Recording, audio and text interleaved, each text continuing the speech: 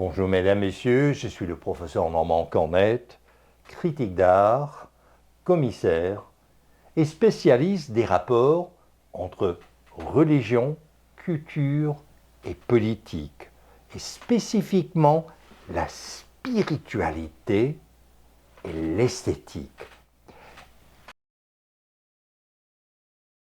Polyvalent, Daniel Guilbeault, qui va présenter son art chez Éclat Art Contemporain à Montréal dans le cadre d'une exposition Les yeux grands ouverts. Eh bien, Daniel Guilbeault, pourriez-vous nous parler de cette œuvre? Ah ouais, voilà. Ben, ça, c'est un tableau que j'ai fait au pastel en 1988.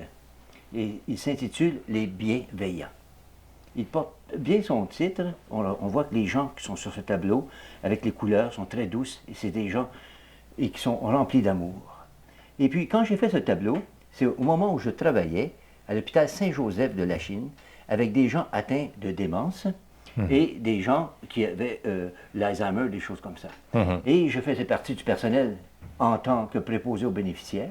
Et quand je rentrais le soir chez moi, j'étais rempli de cette bienveillance. Donc, j'ai commencé, durant la nuit, à faire mes premiers dessins. Ça fait longtemps.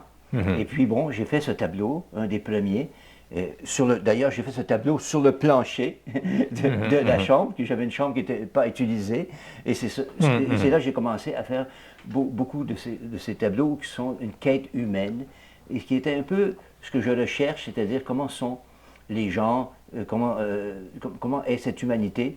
Et voilà, c'est comme ça que j'ai fait ce premier tableau. Ce qui m'intrigue, Daniel Guilbeault, c'est que pour moi, en tant que spécialiste en sciences des religions, mais également comme critique d'art, c'est que j'ai l'impression qu'il y a des esprits qui planent sur le plan pictural.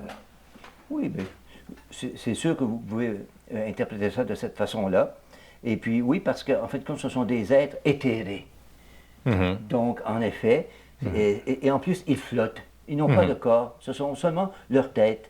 Et puis leur tête est dans un univers un peu invisible. Et puis, dans le fond aussi, on est tous des esprits.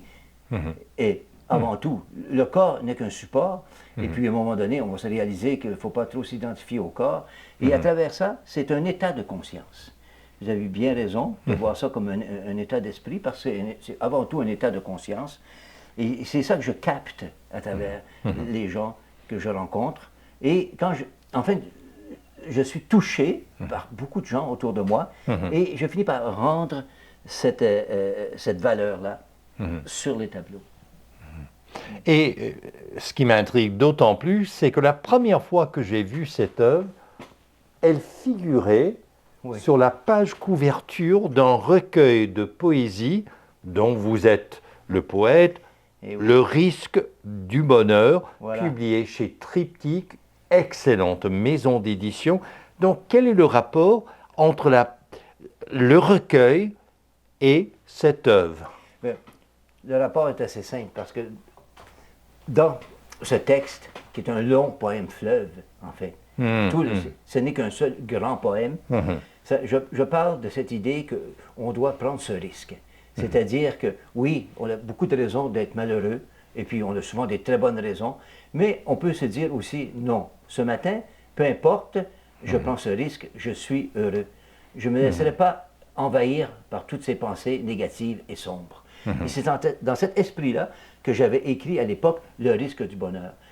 J'avais déjà écrit d'autres recueils beaucoup plus sombres et des choses beaucoup plus dures, et je les assume pleinement. Mais avec Le risque du bonheur, j'ai décidé d'y aller à fond dans cet état de joie absolue. Et je considère que ici, avec Les Bienveillants, ça rejoignait parfaitement l'esprit de mon recueil. Alors, mesdames, messieurs, je vous invite à lire Daniel Guilbeault.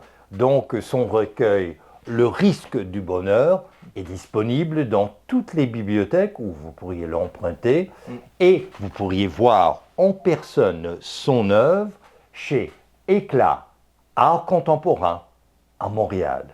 Je suis le professeur Normand Cornette. Et vous, Vous êtes à l'antenne de Radio Infocité. Merci.